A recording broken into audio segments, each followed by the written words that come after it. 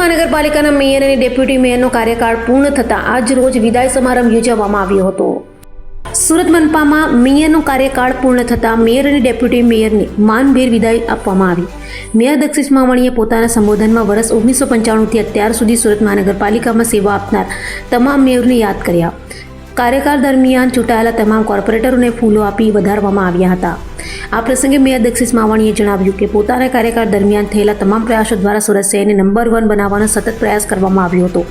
કાર્યક્રમમાં સુરત મહાનગરપાલિકાના અધિકારીઓ અને કોર્પોરેટરો મોટી સંખ્યામાં હાજર રહ્યા હતા। સાહેબ કેવો કાર્યકાળ રહ્યો તમારા મેયર તરીકેનો જે છેલ્લો દિવસ છે?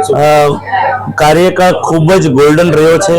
શિક્ષક નેતૃત્વનું માર્ગદર્શન, ભારત વર્ષનું સુરત મહાનગરપાલિકા આજે દેશની નંબર 1 મહાનગરપાલિકા પ્રસ્થાપિત થઈ ગઈ છે। કોઈ પૂછે કઈ રીતે? 1995 થી ભારતીય જનતા પાર્ટીનું શાસન છે।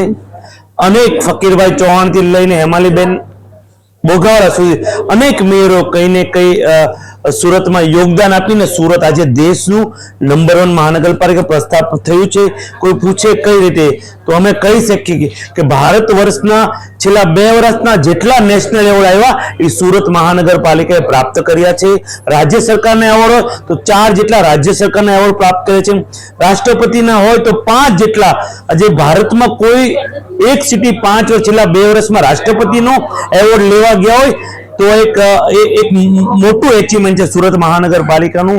અનેક કન્ટ્રીઓ સુરતને રિપ્રેઝેન્ટ કરવા, ઓક્સફોર્ડ યુનિવર્સિટી જે સુરતને રિપ્રેઝેન્ટ કરવા બોલાવે છે।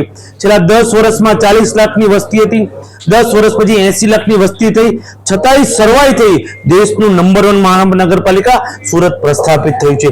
અનેક વિકાસના કામ કર્યા છે। સુરતીનું પર્યટન સ્થળની વાત હોય તો ડુમ્મસ સી ફેઝ આજે વિશ્વ કક્ષાનું ડુમ્મસ સી બનાવી અને સુરતીઓને અર્પણ કર્યું છે। અને વિકાસના ડ્રેનેજ હોય, પાણી હોય, સ્વચ્છતા હોય, દેશમાં એક સમયનું ગંદુ શહેર હતું આજે દેશનું નંબર 1 સિટી। આજે ભારત દેશના 50 જેટલા મેયરો સુરત સિસ્ટમ શીખવા આવ્યા। સ્વચ્છતાનું, પાણીનું, સ્ટ્રોંગ ડ્રેનેજનું અનેક કાર્યો સુરત મહાનગરપાલિકા દ્વારા થયા છે। ફરી એકવાર હું સુરતીઓને આભાર માનું છું। તેમના સાથ સહકારથી આજે સુરત મહાનગરપાલિકા દેશનું નંબર 1 મહાનગરપાલિકા બની શક્યું છે।